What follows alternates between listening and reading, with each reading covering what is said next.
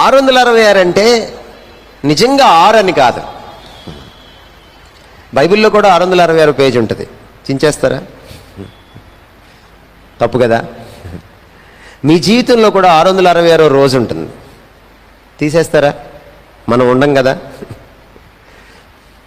కాబట్టి 666 అంటే ఇక్కడ అర్థం అది కాదు. 6 మనిషిని చేసిన రోజు, మనిషి రోజు. 3 పరిపూర్ణతకి గుర్తు.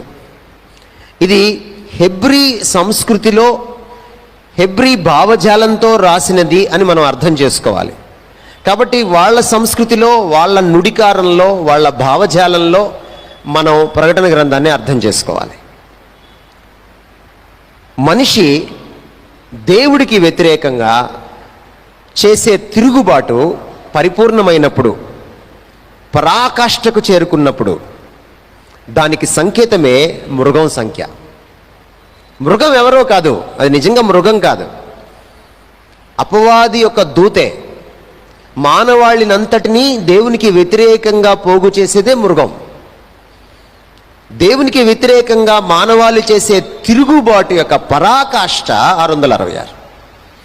దానికి గుర్తు అన్నమాట అది, అంతే.